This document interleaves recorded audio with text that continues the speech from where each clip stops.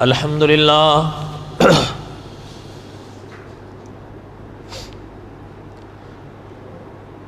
الحمد للہ حمدا کثیرا طیبا کما امر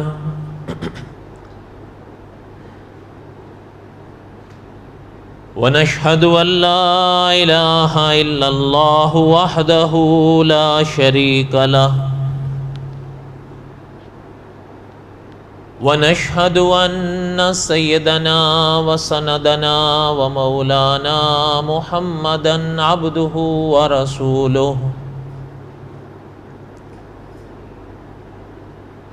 اما بعد اعوذ باللہ من الشیطان الرجیم بسم اللہ الرحمن الرحیم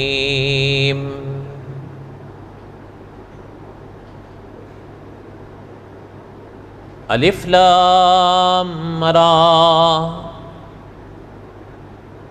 تلک آیات الکتاب المبین انا انزلناہ قرآنا عربیا لعلکم تعقلون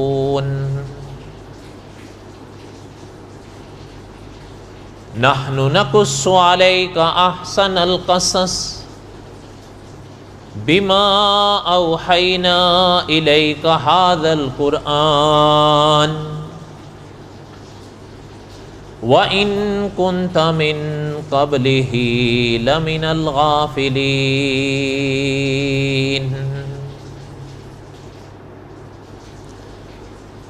وقال اللہ تعالی فی مقام آخر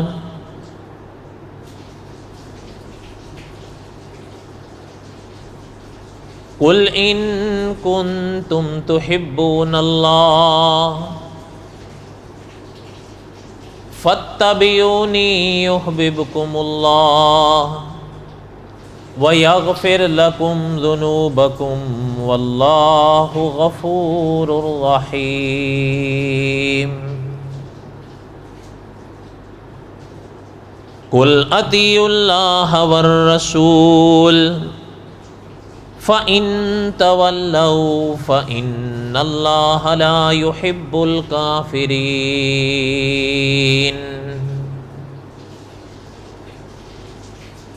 ان اللہ اصطفى آدم ونوحا وآل ابراہیم وآل عمران علی العالمین ذریۃ بعضها من بعض واللہ سمیع علیم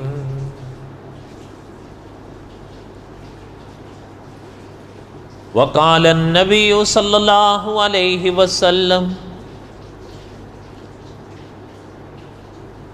انہ سیکون فی امتی کذابون ثلاثون کلہم یزعم انہ نبی وانا خاتم النبیین لا نبی بعدی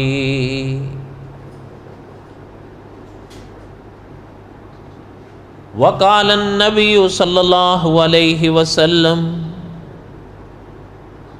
الناس بنو آدم وآدم خلق من تراب صدق اللہ العظیم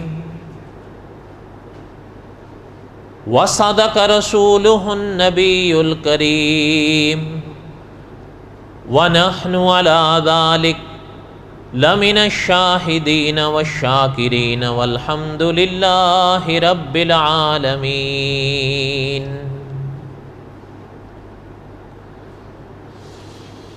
اللہم صلی علی محمد وعلی آل محمد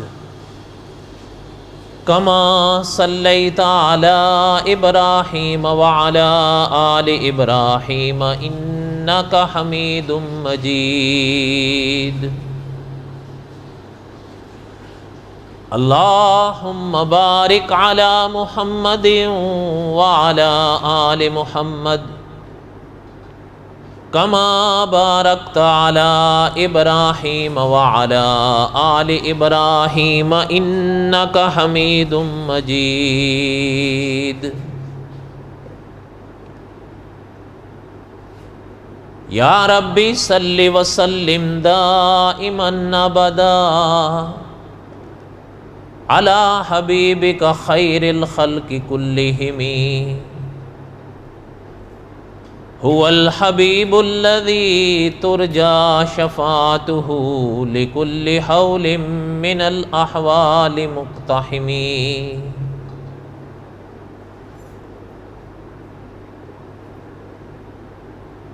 ہمہ قسم کی حمد و ثنا اللہ ذات لم یذل لا یزال کی پاک ذات کے لیے صدق کے دل سے لا تعداد مرتبہ درود و سلام امام الانبیاء حضرت محمد الرسول اللہ صلی اللہ علیہ وسلم کی پاک ذات کے لیے۔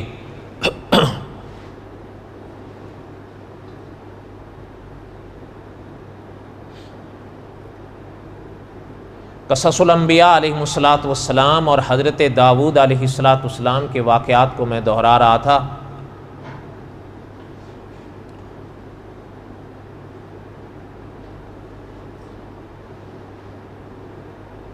اور جہاں گزشتہ سے پوستہ جمعہ میں نے سبق چھوڑا وہیں سے انشاءاللہ آگے پڑھیں گے۔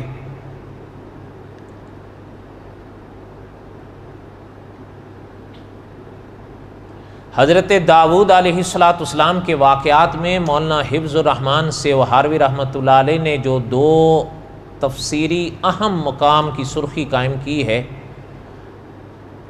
ان دونوں مقاموں کو ہم نے الحمدللہ تفصیل سے پڑھ لیا۔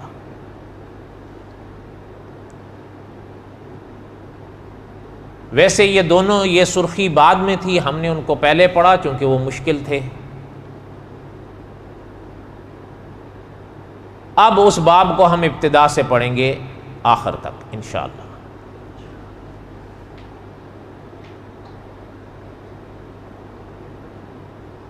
حضرت داؤد علیہ السلام کے واقعات میں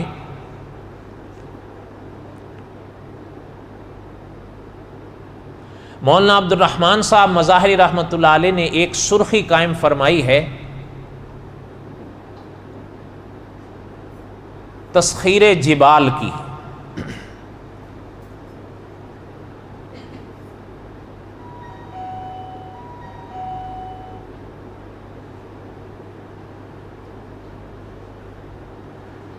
عام طور پر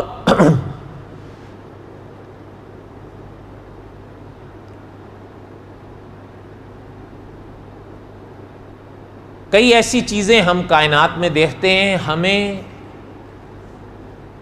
وہ بے جان لگتی ہیں،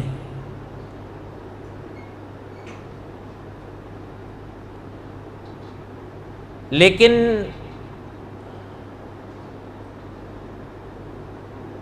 اسلامی کتابوں کی دنیا کو اگر دیکھا جائے یا پڑھا جائے تو علماء حق یا محققین علماء اس جملے کے ساتھ اتفاق نہیں کرتے۔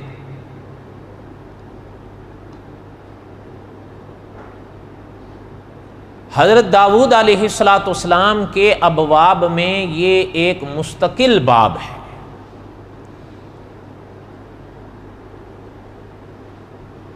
اور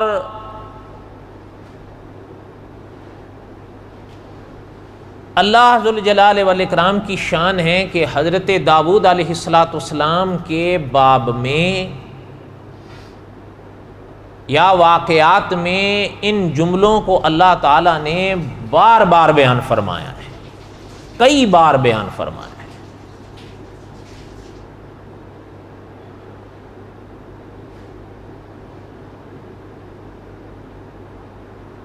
مثلاً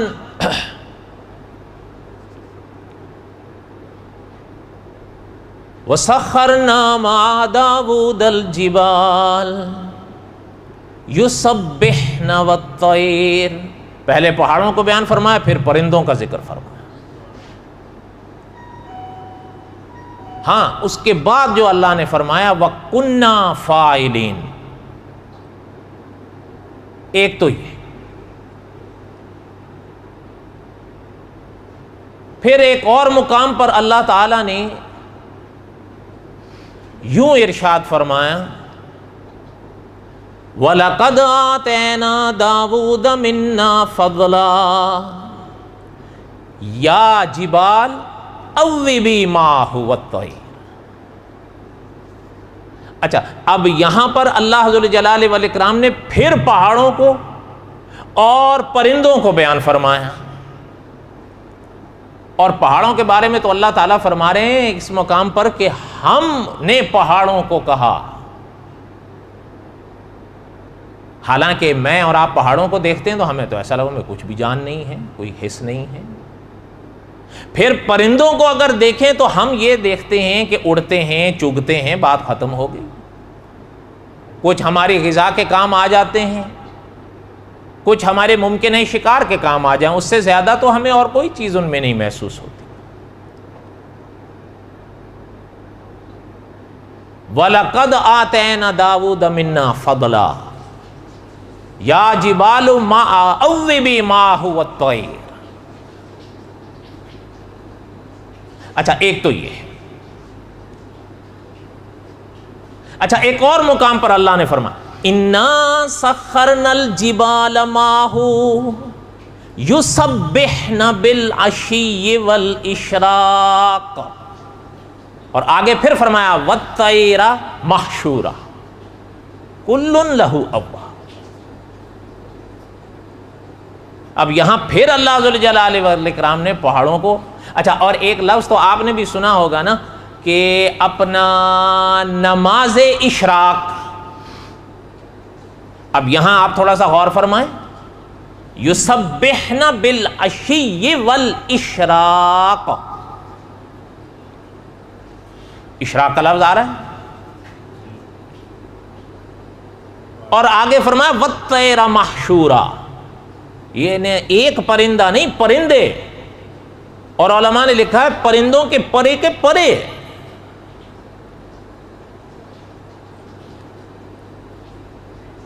ان ابواب میں علماء حق نے بڑی باتیں لکھی ہیں جو میرے اور آپ کے سمجھنے کی بھی ہیں، اور میرے اور آپ کے ماننے کی بھی ہیں، اور میرے اور آپ کے کرنے کی بھی ہیں۔ جیسے علامہ خالد محمود صاحب رحمۃ اللہ علیہ نے لکھا ہے نا کہ اسلامی احکامات میں کچھ باتیں ایسی ہوتی ہیں وہ ماننے کی ہوتی ہیں، ان کو ماننے کے بعد آپ نے ہم نے کچھ کرنا نہیں ہوتا، لیکن کچھ باتیں ایسی ہیں کہ ان کو ماننے کے بعد آپ نے اور ہم نے کچھ کرنا بھی ہوتا ہے۔ ایک تو یہ باتیں ذہن میں رکھیں۔ دوسری بات، آگے پڑھنے سے پہلے ہم مسلمانوں کے عقائد میں ایک عقیدہ ہے، اس کو تازہ کرتے چلیں۔ اسے کہا جاتا ہے معجزات کا عقیدہ یا معجزات کے بارے میں عقیدہ، اور یہ مستقل عنوان ہے اسلامی تعلیمات کا، اس کا انکار جائز نہیں ہے۔ حتیٰ کہ علماء محققین کا فیصلہ ہے کہ کچھ معجزات ایسے ہیں اسلامی ذخیروں میں، اللہ نہ کرے اگر ان کا انکار کر دیا جائے تو انسان پھر دین اسلام کے دائرے میں نہیں رہ سکتا، خارج ہو جائے گا۔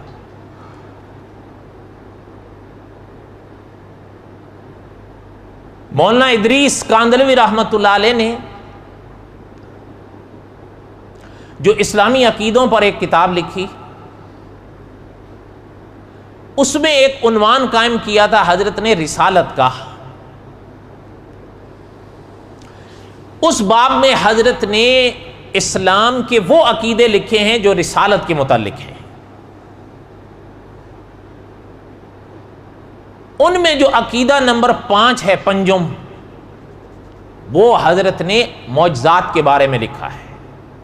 پتہ چلتا ہے جہاں اسلامی اور عقائد ہیں ان میں ایک مستقل ایک عقیدہ معجزات کے بارے میں ہے۔ اور پھر امام اعظم ابو حنیفہ رحمۃ اللہ علیہ محترم نے اسلامی عقیدوں کا ایک رسالہ مدون فرمایا تھا،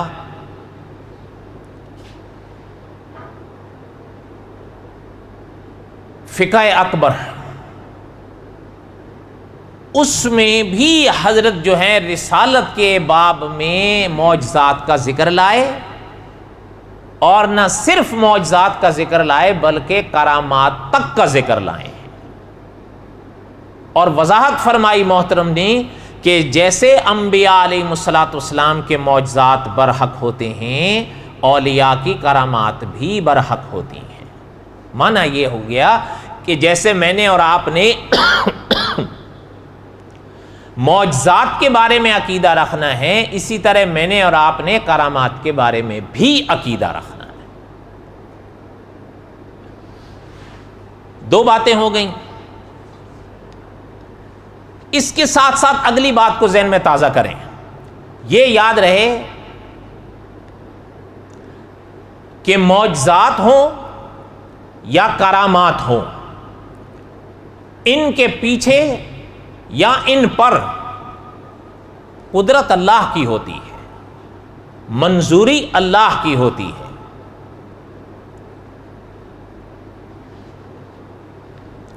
اللہ تعالیٰ کو اگر منظور نہ ہو تو نہ معجزات ظاہر ہوتے ہیں نہ کرامات ظاہر ہوتی ہیں۔ شرط یہ ہے کہ اللہ کو منظور ہو، اللہ کا حکم ہوتا ہے تو معجزہ ظاہر ہوتا ہے، اور معجزہ ہو یا کرامات ہو، از اول تا آخر ان میں قدرت اللہ کی ہوتی ہے۔ معجزہ سامنے والی شخصیت اگر انبیاء ہیں علیہم الصلوۃ والسلام تو وہ معجزات کہلائیں گے، اور اگر سامنے والی شخصیت اولیاء ہیں تو پھر وہ کرامات کہلائیں گے۔ اور اہل سنت و جماعت ان دونوں سرخیوں اور دونوں عنوانوں کو مانتے ہیں، معجزات کو بھی اور کرامات کو بھی ہے، لیکن ساتھ میں اس عقیدے کو بالکل منقع رکھنا ہے کہ یہ دونوں ہوں قدرت اللہ کی ہے، شرط یہ ہے کہ اللہ کو منظور۔ آپ دیکھتے نہیں حضرت ابراہیم علیہ السلام کا واقعہ خود قرآن پاک میں ہے، اتنا بڑا معجزہ تھا محترم کا جو آگ والا معجزہ ظاہر ہوا، لیکن صاف اس مقام پر اللہ نے فرمایا یا نار کونی بردن و سلامن علی ابراہیم۔ اس آگ کو ٹھنڈا ہونے کے لیے حکم اللہ کا آیا تھا، معجزہ حضرت ابراہیم۔ اچھا ایک اور مقام پر آپ دیکھیں، انی اخلق لکم من الطین کہیئۃ الطیر فانفخ فیہ فیکون طیرا باذن اللہ۔ پرندے میں جان آئی مٹی کے، لیکن آئی تب جب اللہ کا حکم آئے۔ اور ساتھ آگے دیکھیں وَأُبْرِئُ الْأَكْمَحَ وَالْأَبْرَصَ وَأُحْيِي الْمَوْتَى بِإِذْنِ اللَّهِ۔ بیمار اچھے ہوئے، اندھے اچھے ہوئے، مردے زندہ ہوئے، لیکن ہوئے سب کچھ تب جب اللہ کا حکم۔ تو اب قدرت تو اللہ کی ہے، معجزات حضرت عیسیٰ کے ہیں علیہ الصلوۃ والسلام۔ یہی علماء عقائد نے وضاحت کی ہے کہ میں نے اور آپ نے معجزات کو ماننا ہے، یہ ضروری ہے، لیکن ساتھ میں اس عقیدے کو مکمل کریں کہ معجزات ہوں یا کرامات ہوں ان میں قدرت اللہ کی ہوتی ہے۔ بات سمجھ آئی؟ آگے سنیں، حضرت داؤد علیہ السلام کے باب میں اللہ ذو الجلال والاکرام نے جو فرمایا وَسَخَّرْنَا مَعَ دَاوُودَ الْجِبَالَ يُسَبِّحْنَ وَالطَّيْرَ۔ اچھا اب یہاں پہاڑوں کا ذکر فرمایا، پرندوں کا فرمایا۔ اللہ جی وہ کیا کرتے تھے؟ فرمایا ہم نے ان کو تسخیر کیا تھا، مسخر کیا تھا حضرت داؤد کے ساتھ۔ وَسَخَّرْنَا مَعَ دَاوُودَ الْجِبَالَ، پہاڑوں کو بھی اور پرندوں کو بھی۔ وہ کرتے کیا تھے؟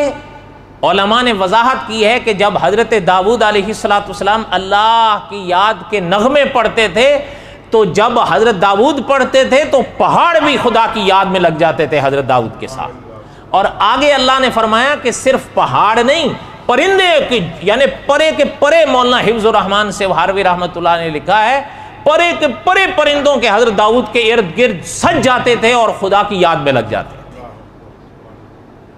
لیکن ساتھ اللہ فرما رہے ہیں وَسَخَّرْنَا مَعَ دَاوُودَ الْجِبَالَ، ان پہاڑوں کو مسخر کیا تھا حضرت داؤد کے ساتھ اللہ نے۔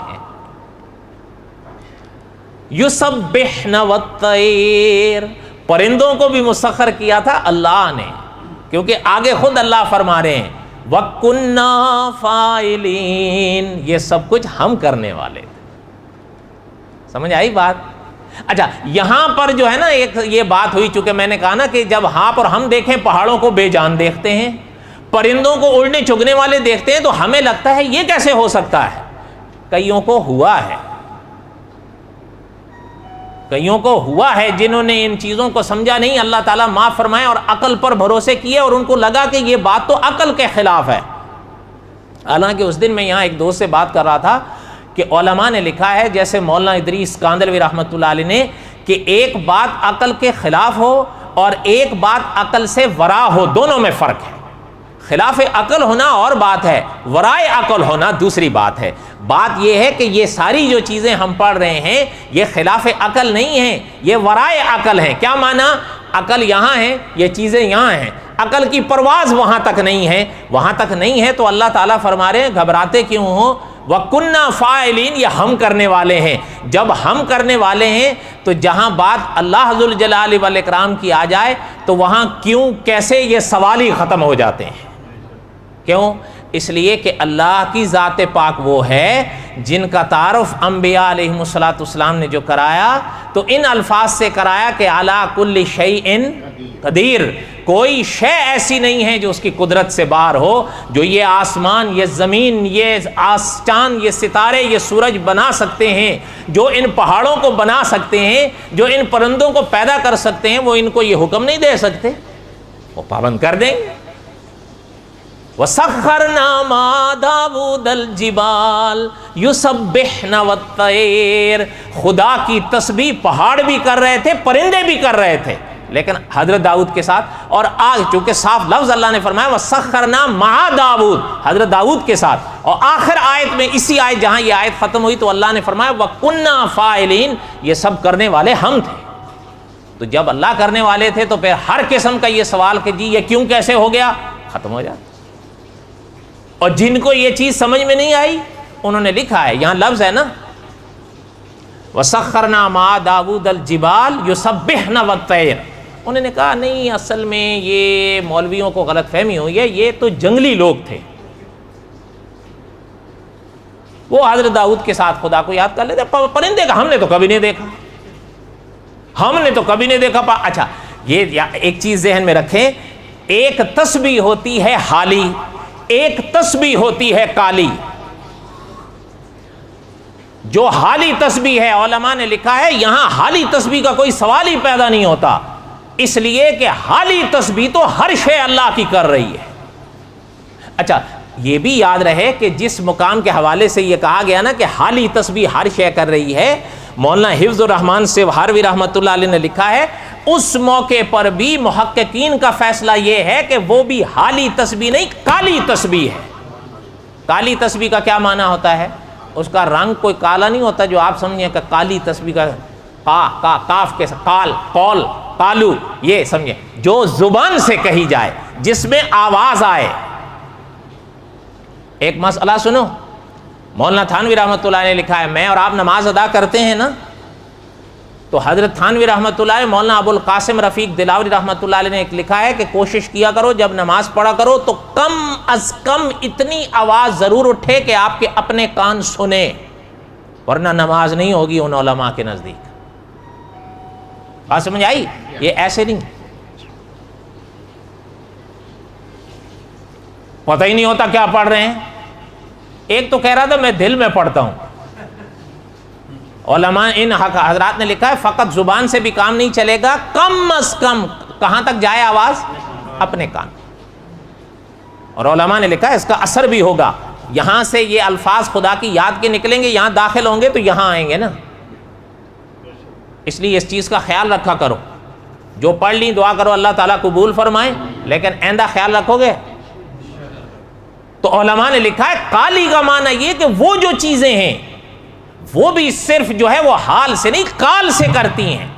زیادہ سے زیادہ ہم اور آپ یہ کہیں گے، وہ دروازہ کھول، زیادہ سے زیادہ آپ اور ہم یہ کہیں گے کہ ہمیں نہیں سمجھ میں آ رہا۔ آپ اور ہمیں بہت ساری چیزیں نہیں سمجھ میں آتی، آپ اور ہمیں بہت ساری چیزیں دکھائی نہیں دیتی، لیکن ماننی پڑتی ہیں۔ آپ نے اور ہم نے اپنی روح دیکھی ہے لیکن مانتے تو ہیں، بلکہ یہاں تک مانتے ہیں کہ اصل بہار تو ہے ہی روح کی، جس دن وہ جائے گی یہ خود بہت ڈھیر ہو جائے گا۔ آپ نے ہم نے کبھی خدا کے فرشتے دیکھے؟ ہر انسان کے ساتھ کم از کم کتنے فرشتے ہیں؟ 2، کم از کم تو 2 تو ہیں، جنہیں کیا کہتے ہیں؟ کرامن، ایک ادھر ہے اور ایک، اچھا یہ کیا کرتے ہیں؟ نیکیاں، اور یہ کیا کرتے ہیں؟ برائیاں۔ تو کتنے ہوئے؟ یہ تو ہاں محسوس ہوئے کبھی؟ یہ کچھ نظر آ رہا ہے؟ اگر محسوس ہو جائے تو آپ اور ہم تو سدھر نہ جائیں۔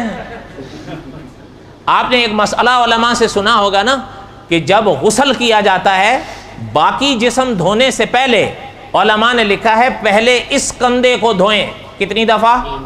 اور پھر اس کندھے کو دھوئیں، کتنی دفعہ؟ پھر اس کے بعد بقایا جسم دھوئیں۔ علماء نے اس کی وجہ یہی لکھی ہے کہ یہ 2 مقام انسان کے جسم میں ایسے ہیں جہاں خدا کے فرشتے بیٹھتے ہیں، ان کا احترام یہ ہے کہ پہلے ان کو پاک کرو۔ اس کی وجہ یہ ہے جب انسان کا جسم جنابت کی حالت میں ہوتا ہے، فرشتے بول دو نا، فرشتے،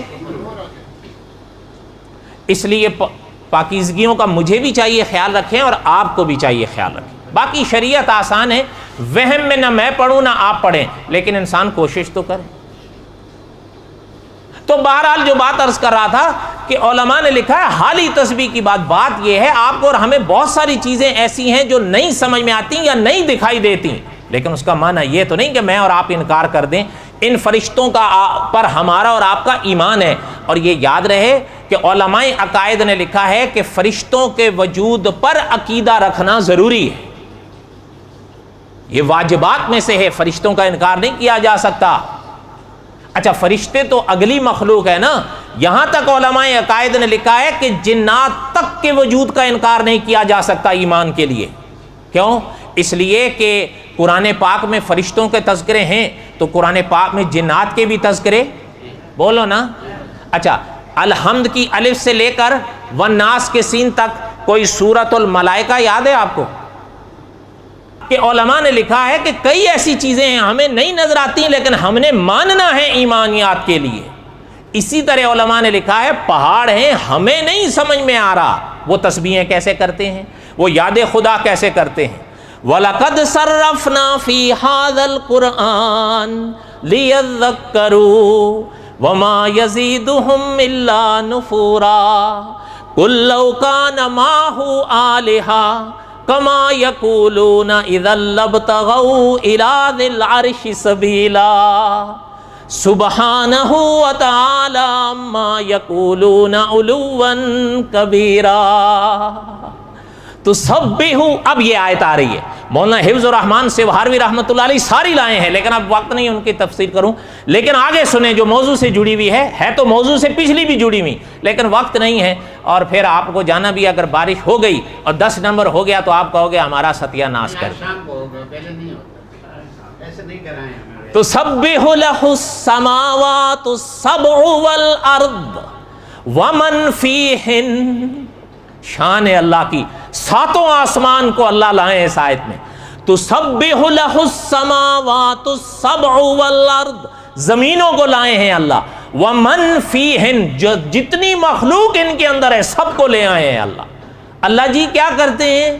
وَإِن مِّن شَيْءٍ إِلَّا يُسَبِّحُ بِحَمْدِهِ، اللہ نے فرمایا کوئی شے ایسی نہیں ہے جو ہمیں یاد نہ کرتی۔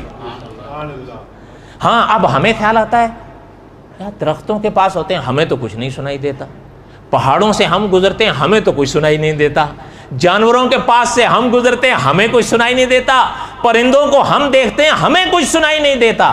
تو تو اللہ تو فرما رہے وَإِن مِّن شَيْءٍ إِلَّا يُسَبِّحُ بِحَمْدِهِ، تو یہ کیسے اللہ کو یاد کر رہے ہیں؟ اللہ نے فرمایا انسان وَلَٰكِن لَّا تَفْقَهُونَ تَسْبِيحَهُمْ، وہ ہمیں یاد کرتے ہیں، تمہیں سمجھ نہیں آتا ہے۔ إِنَّهُ كَانَ حَلِيمًا غَفُورًا، اللہ وہ ہیں جو حلیم بھی ہیں اور غفور بھی ہیں۔ تو اس لیے علماء نے لکھا ہے حالی تسبیح تو ساری کر رہی ہیں۔ مولانا حفظ الرحمان سیوہاروی رحمۃ اللہ نے لکھا ہے یہاں بھی حالی تسبیحات نہیں ہے، کالی تسبیحات ہیں، وہ اللہ کو یاد کرتی ہیں کال سے۔ اللہ حضرت نے لکھا ہے اگر صرف حالی تسبیحات کی بات ہو تو پھر یہ جو اللہ تعالیٰ لفظ لا رہے ہیں وَلَٰكِن لَّا تَفْقَهُونَ تَسْبِيحَهُمْ، تمہیں ان کی تسبیحات سمجھ میں نہیں آتی، تو یہ تو لفظ ہی بے معنی ہو جائے گا۔ اس لیے پتہ یہ چلتا ہے میں اور آپ نہ سنیں پہاڑ خدا کو یاد کرتے ہیں، میں اور آپ نہ سمجھیں پرندے خدا کو یاد کرتے ہیں، میں اور آپ نہ سمجھیں یہ درخت خدا کو یاد کرتے ہیں۔ وَإِن مِّن شَيْءٍ إِلَّا يُسَبِّحُ بِحَمْدِهِ، کائنات میں کوئی شے ایسی نہیں جو اللہ کو یاد نہ کرتی۔ سمجھ آئی بات؟ اس لیے حضرت نے لکھا ہے اگر یہ صرف حالی تسبیحات کی بات ہو تو آگے جو اللہ فرما رہے ہیں وَلَٰكِن لَّا تَفْقَهُونَ تَسْبِيحَهُمْ، تم نہیں سمجھتے ان کی تسبیحات کو۔ میں اور آپ بہت ساری چیزیں نہیں سمجھتے ہیں۔ آپ دیکھیں جو شہید ہیں وہ زندہ ہیں نا، اب ہم تو دیکھتے ہیں یار سر کٹا ہوا ہے، دھڑ کٹا ہوا ہے، تو یہ زندہ کیسے ہیں؟ اس موقع پر بھی تو اللہ نے یہی فرمایا ہے زندہ ہیں، تمہیں شعور نہیں ہے۔ بل احیاء ولکن لا تعلمون۔ اچھا، اس موقع پر مولانا حفظ الرحمان سیوہاروی رحمۃ اللہ علیہ نے تو کمال کیا۔ حضرت فرماتے ہیں یہ بھی ایک بات ہے کہ آپ اور ہم نہیں کچھ چیزیں دیکھیں لیکن کچھ چیزیں میں اور آپ دیکھنے کے باوجود غور نہیں کرتے۔ کیا معنی؟ حضرت نے فرمایا ہے اگر کوئی یہی کہتا ہے کہ درختوں میں کوئی حص نہیں ہے، کہاں نہیں ہے؟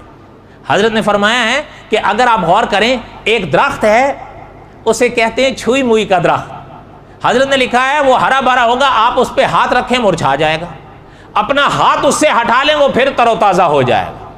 تو اس میں حص نہیں ہے، جو تمہارے ہاتھ کو محسوس کر رہا ہے حص نہیں ہے تو کیسے محسوس کر رہا ہے؟ پھر دوسری بات حضرت نے لکھی ہے کہ ایک اور درخت ہے جسے کتابوں میں آدم خور درخت کہتے ہیں۔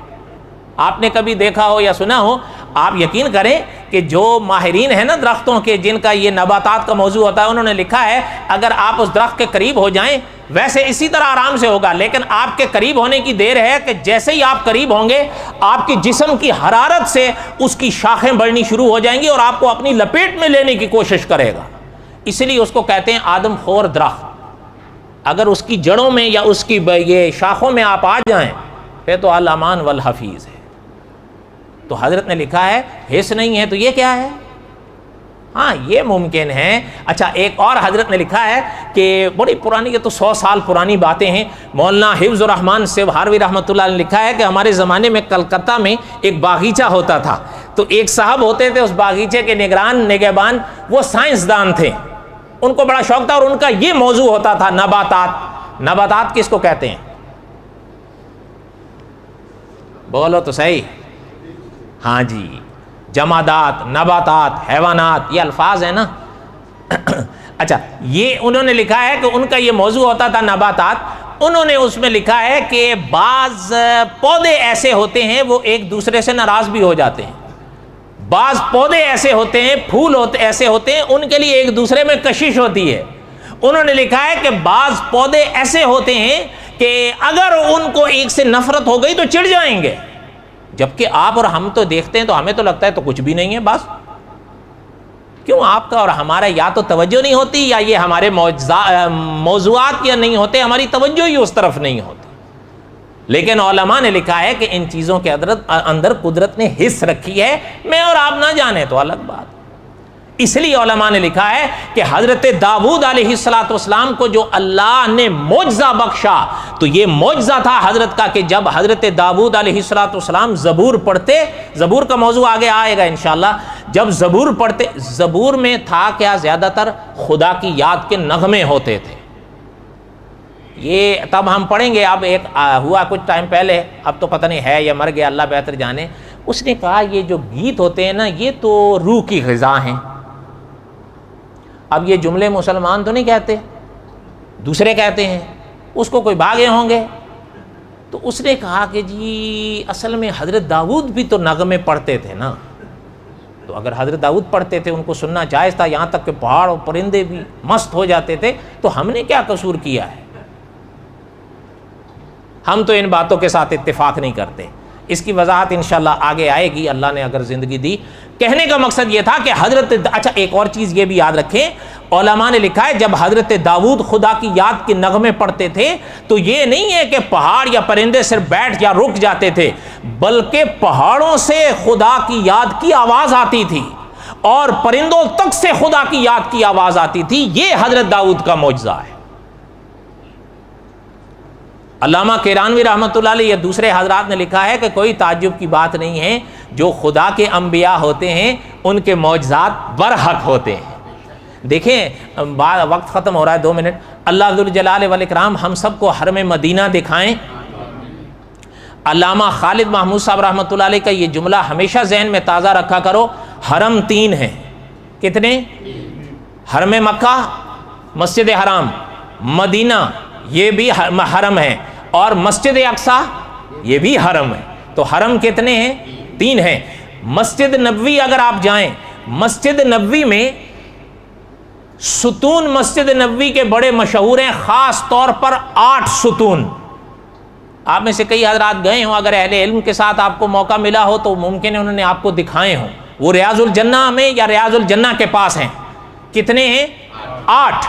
ان میں جو پہلا ذکر کیا جاتا ہے اس کو کہا، اس کے اوپر لکھا ہوا بھی ہے استوانہ حنانہ، اس کے اوپر لکھا ہوا بھی ہے۔ یہ کیا ہے؟ یہ وہی تو ہے کہ علماء نے لکھا ہے کہ جس زمانے میں یہاں پر سرور کونین صلی اللہ علیہ وسلم تھے، اس زمانے میں ایک کھجور کا تنا ہوتا تھا جس پر سرور کونین صلی اللہ علیہ وسلم ممبر بننے سے پہلے خطبہ ارشاد فرمایا کرتے تھے۔ جب ممبر بنا، سرور کونین صلی اللہ علیہ وسلم ممبر پر تشریف لائے تو صحابہ اکرام رضوان اللہ تعالی علیہم اجمعین کے بیانات ہیں کہ جس جمعے میں سرور کائنات صلی اللہ علیہ وسلم ممبر پر تشریف لے گئے خطبہ دینے کے لیے، اس کھجور کے تنے سے اس طرح آوازیں رونے کی آ رہی تھی جس طرح بچے روتے ہیں۔ اس لیے تو اس کو استوانہ حنانہ کا نام آج بھی دیا جاتا ہے۔ اچھا یہ بھی یاد رہے آپ کو کہ علماء نے لکھا ہے سرور کونین صلی اللہ علیہ وسلم، صحابہ کے یہ بیانات ہیں۔ ہم نے تو حضور کو نہیں دیکھا، صحابہ نے تو دیکھا تھا نا۔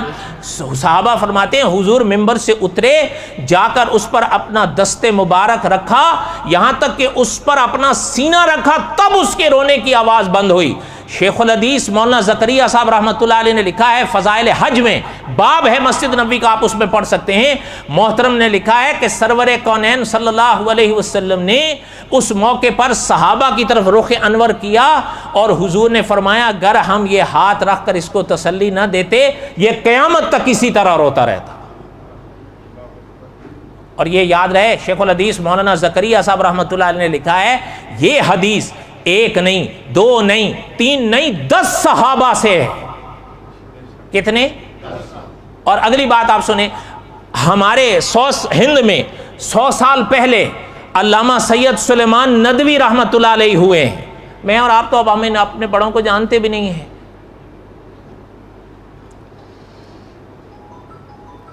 قائد اعظم کا نام کیا تھا؟ محمد علی جناح مرحوم۔ انہوں نے 3 نام منتخب کیے تھے اپنے زمانے میں جب یہ آپ کا دیش بنا ہے، تاکہ ان کے حوالے اسلامی جو قوانین نے ان کو کیا جائے، بھائی ان پر بات ہو۔ 3 نام منتخب کیے تھے، ان میں ایک نام علامہ سید سلیمان ندوی کا تھا رحمۃ اللہ علیہ۔ انہوں نے آج سے 100 سال پہلے، یعنی اپنی 100 سال پہلے ایک کتاب لکھی تھی سرور کونین صلی اللہ علیہ وسلم کی زندگی پر۔ ان کے استاد تھے، میں نام نہیں لیتا احتراماً، انہوں نے اپنی زندگی میں ایک کتاب شروع کی تھی حضور کی زندگی پر۔ 1 جلد مکمل کر پائے تھے کہ پیغام آ گیا، تو جانے لگے تو اپنے انہی ہونہار شاگرد کو بلایا علامہ سید سلیمان ندوی رحمۃ اللہ علیہ کو، اور فرمایا کہ یہ کام میں نے شروع کیا تھا لیکن ادھورا رہ گیا، اب میری تمنا یہ ہے کہ اس کو آپ پورا کریں۔ حضرت نے اپنے استاد کے وہ فرمان کو لیا، دوسری جلد لکھی، تیسری لکھی، چوتھی لکھی، پانچویں لکھی، چھٹی لکھی، ادھوری رہ گئی۔ اور علماء کا فیصلہ یہ تھا کہ اگر استاد خود بھی ہوتے تو اس طرح نہیں لکھ سکتے تھے جس طرح یہ شاگرد لکھ گیا ہے۔ علامہ سید سلیمان ندوی رحمۃ اللہ علیہ نے اس کتاب کی تیسری جلد پوری انبیاء کے معجزات پر لکھی ہے، پوری 480 صفحات پر پھیلی ہوئی ہے۔ اس میں حضرت نے لکھا ہے کہ استوانہ حنانہ کا جو یہ واقعہ ہے حضور کا، یہ 10 نہیں 11 صحابہ سے منقول ہے۔ پھر انہوں نے اس کتاب کے حاشیے میں از اول تا آخر 11 صحابہ کے نام لکھے ہیں جنہوں نے استوانہ حنانہ کا واقعہ اپنی آنکھوں سے اور اپنے کانوں سے دیکھا سنا تھا۔ اچھا آپ اور ہم تو کھجور کے تنے دیکھے تو ہمیں تو یہی لگتا ہے تو بے جان ہے، صحیح ہے یا نہیں؟ بے جان نہیں ہے۔ اللہ ذوالجلال والاکرام نے واضح فرما دیا ہے کہ تم نہیں سمجھتے ہو وہ ہمیں کیسے یاد کرتے ہیں۔ تو حضرت داؤد کا یہ معجزہ تھا، اور یہ بھی یاد، اچھا یہ آخری بات سن لے، میری باتیں تو ختم ہوتی نہیں۔ صحابہ فرماتے ہیں ایک دفعہ حضور کے ہاتھ میں کنکریاں آئیں، سنگریزے کنکر۔ صحابہ فرماتے ہیں حضور، پہلے وہ خاموش تھے، حضور کے ہاتھ میں آئے، جیسے ہی حضور کے ہاتھ میں آئے تو ان کے اندر سے خدا کی یاد کی آوازیں صحابہ سننے لگے۔ اچھا یہ بھی یاد رہے، علامہ سیوطی رحمۃ اللہ علیہ نے لکھا ہے، یاد رہے ان کنکریوں کی تسبیحیں معجزہ نہیں تھا۔ علامہ سیوطی نے یہ لکھا ہے، فرمایا ان کنکریوں کی تسبیح تو خدا کو ہر ہی شے سے کرتی ہے۔